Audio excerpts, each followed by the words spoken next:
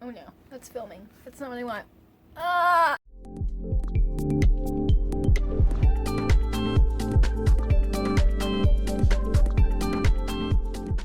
Hello! Okay, we are more than halfway through the year, which means it's time for another bi-monthly book haul. Let's see, so that would be, what months are those? That would be May and June. That was interesting. It was interesting, because in May, I bought the most books. In April, I bought the most books out of every month so far at 20. In May, I brought into my home 19 books, which inspired me to attempt to do a book no-buy in June, which meant that I only acquired 3 books. I did okay. So anyway, we'll just get into it. Okay, so in May, started with my favorite thrift store lost their lease, so they were closing. The company will still exist because they also do estate sales and auctions, and they are looking for a brick and mortar location. So I'm glad that the company is not going under completely, but it'll be a while before I can shop with them again. So anyway, I made sure to go and buy something from them while they were having things on sale. So of course I bought books, and everything was like $1. So I picked up Paradise Lost by John Milton. Usually classics, especially like classics poetry. Oh man, this is like the thin Bible paper. We'll see if I actually read this, but this is one that I have recently become interested in because I've never read it, and I learned that the Historic Materials series is supposedly based on Paradise Lost. Which, now that they mention it and what little I know about this story, it makes sense. It is the fall of Adam and Eve. You know, it is the Garden of Eden and the fall of Adam and Eve. So I saw it and I'm like, you know what? For $1 or 50 cents or whatever they got, I'll grab it.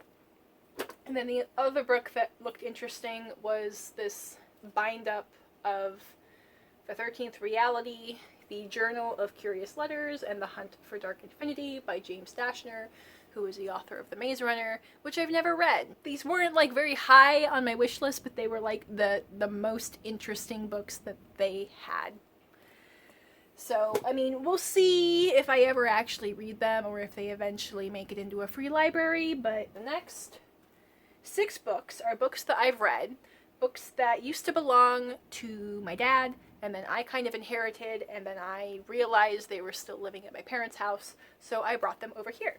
So that is this lovely vintage collection of iRobot. So, funny that I mentioned Historic Materials, because I read iRobot the same summer that I read The Ember Spyglass, and I was like 12 or 13. Now, I was raised Catholic, and I was in a private Catholic school my whole childhood life.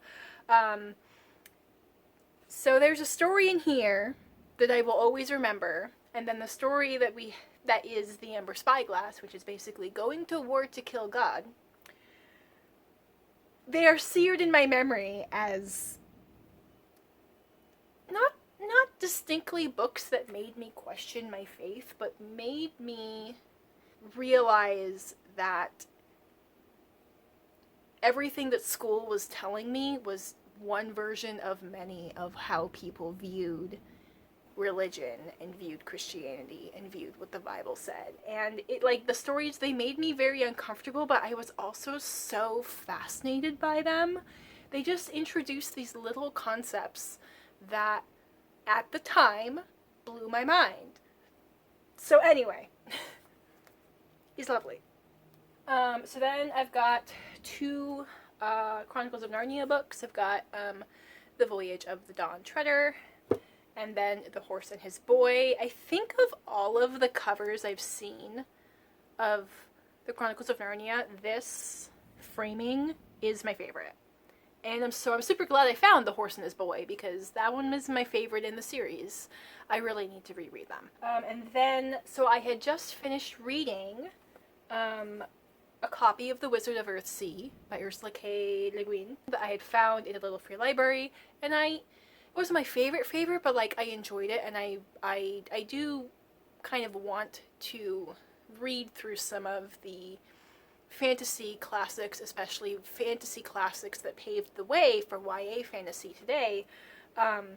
So I picked up my dad's copies of the Earthsea trilogy. So we've got A Wizard of Earthsea, and then The Tombs of Atuan,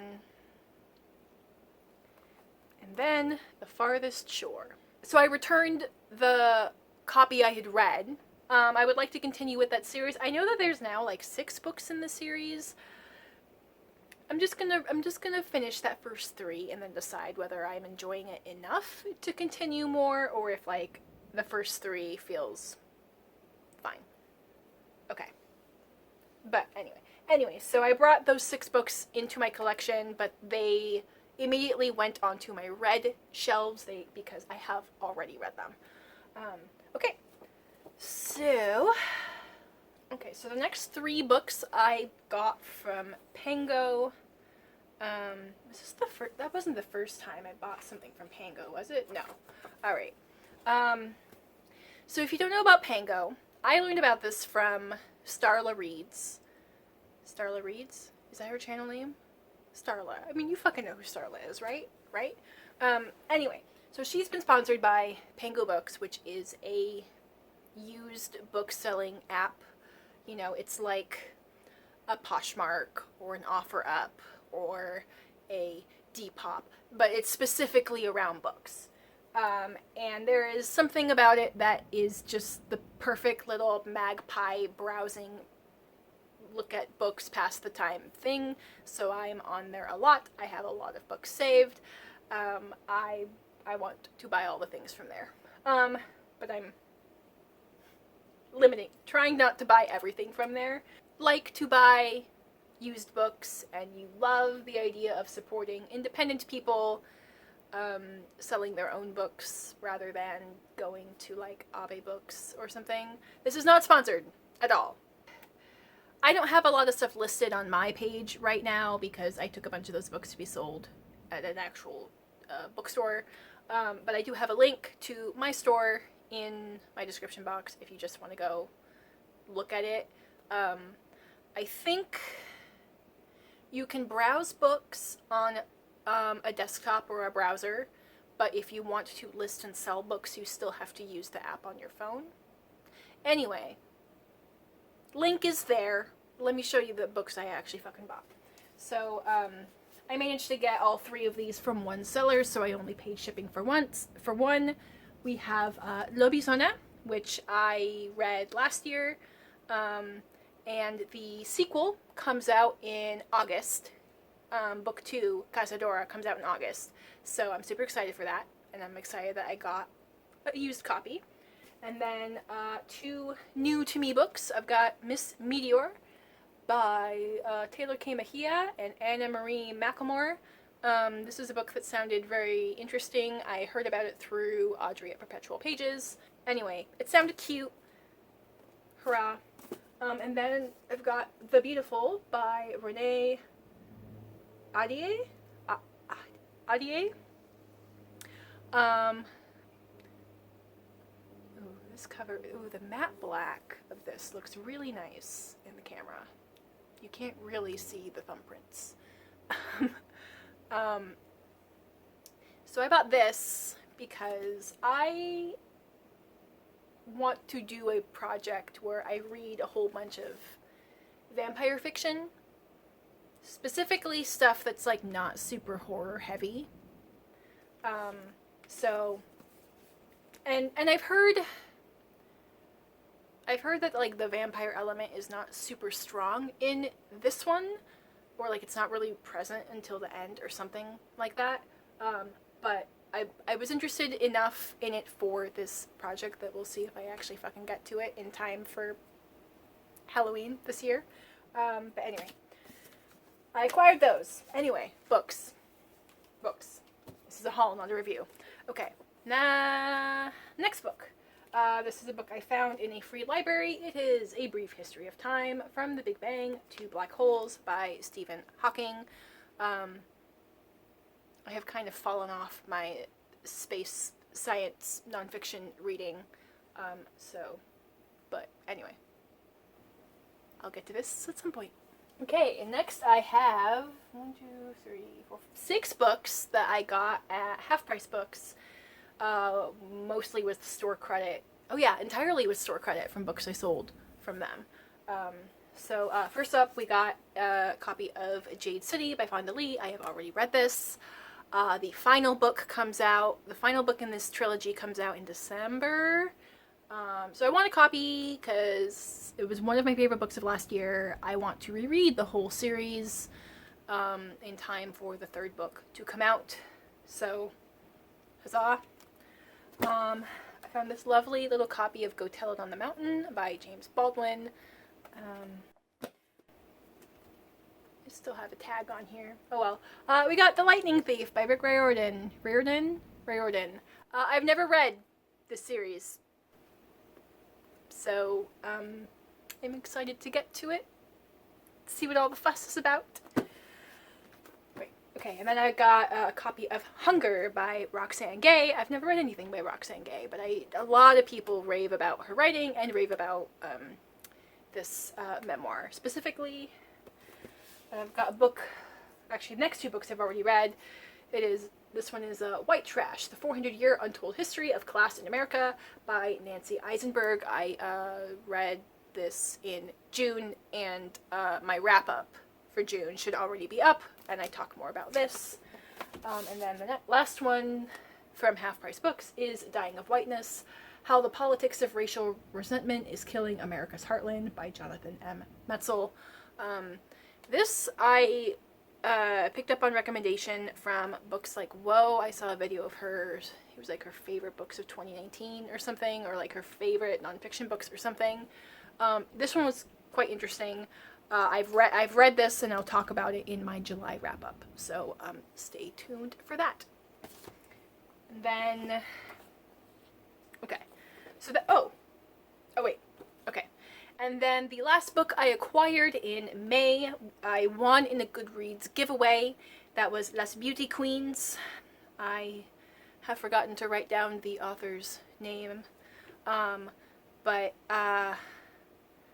Yeah, I know that Jessie at Bowties and Books, they have talked about this book. This will be a book that they read for their NB book club, their non-binary book club. I don't know if they have listed what month it'll be the group read. But so I will probably save this book for whenever that is announced, since hey, I fucking got it. I can participate. Hurrah! So anyway, this was okay, I should have taken more notes. I can't remember if this was just like essays or if this is a memoir of... I'm being lazy here. I'm sorry. You know what? I have multiple devices. I can look up and actually tell you what this book is about. Anyway, so this book is by Ivan Mona Lisa Ojeda. Go away. Alright. So, drawing from his/her own experience as a trans performer, sex worker, and undocumented immigrant. It says his/her. I think this is a person who uses he and she pronouns, which is why it's phrased like that. So Ivan Mona Lisa Ojeda chronicles the lives of Latinx, queer, and trans immigrants in New York City. Whether she is struggling with addiction, clashing with law enforcement, or is being subjected to personal violence, each character chooses her own path of defiance, often responding to her fate with irreverent, dark humor. What emerges is the portrait of a group of friends who express unquestioning solidarity and love for each other, and of an unfamiliar, glittering, and violent New York City that will draw readers in and swallow them whole. So this is, I guess, like, part personal memoir, part memoir of this community in New York City. Oh, and this is also translated. It was originally written in Spanish. It is translated by Hannah Cowders. That's good to know, because I'm trying to read more translated fiction, and I don't physically own too many at the moment. Okay, that took a minute. Okay, so that was it for May. In June, I acquired 3 books. The first 2 of them were free. The first was Masquerade. I do not have the author.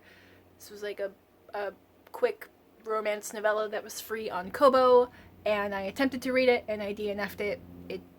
It was like 90% smutty, which was like fine, but I just did not really care about the rest of what was going on. So, meh. Okay, and then the next one was Of the Wild, which was also free. It was like on promotion. I can't remember if I think I got that through Amazon. It was free for a limited period of time. What was that one about? Hold on. Of the Wild by Elizabeth Wampheim, and the illustrator is Hannah Colbert. I hope that looks nice on my e-reader, because it doesn't have color. Okay. So this book description says, Eris, a shapeshifter of the wild, steals children from unloving homes and raises them as his own in an enchanted grove deep in the woods. Under the protective eye of their new guardian, the children absorb the forest magic and grow more fae-like than human. Some of them sprout mushrooms or flowers, while others develop scales or wings. Excuse me. But the reserve of magic that keeps Eris and his forest home alive is inexplicably running dry. With his life waning and the dangers of the wild creeping closer and closer, Eris will do anything to protect his family, even set his hopes on an unlikely new arrival in the woods, a human stranger. Interesting. Oh. Also, apparently this one has asexual representation. So, that's cool. So, I think maybe that was how I learned about it. Because on Instagram, I follow the tag Ace Books I've Read. And I think someone said, hey, there's this book, and right now you can get it for free from Kindle, even if you don't have Kindle Unlimited. So, and they were recommending it. So I think that is how I learned about this book. So, anyway, okay. So, good to know. And the last book I bought this, I forget what it's called, but I went to the Washington coast with some family, and we went to a new little town, community. You know, it's only been there for like 2 years or something. It's a lot of vacation homes and shit. But they've got like a little shopping center, restaurant center that's still under construction. They had a bookstore there. Gotta support independent books. So I picked up A Bond Undone by Jin Young. This is the second book in Legends of the Condor. The first book, A Hero Born, was one of my favorite books from last year. I just had a really great time. That one I read it in conjunction with listening to the audio of it. So this one is translated by Gigi Chang. This is a different illustrator than the first one, which I remember like that was a huge critique of the first one, was like there were some wonky things with the translation. So we'll see how this one goes. So it's funny because now it's funny because I hit myself in the face with the book. I own the second book. I don't own the first book. So I'll need to get on finding a copy of the first book. Also, this cover is lovely. Look at her. She's fucking badass. We love it. We love a woman with a knife. I hope you enjoyed looking at all of my new books with me. Let me know if you have read any of these, or if any of these are on your radar and you're also excited to get to them. Hurrah. On average, if you are not a big booktuber who like gets PR and shit sent to you, on average, how many books do you buy / acquire? Acquire permanently, like not library books. How many books do you bring in about a month? And how do you feel about that number compared to how much you read in a year? Let's chat. I hope you have a good rest of your day. I encourage you to go out into the world and be curious. I will have my social media and Pango books link in the description box below if you would like to connect with me elsewhere, and I will catch you all in my next video. Bye!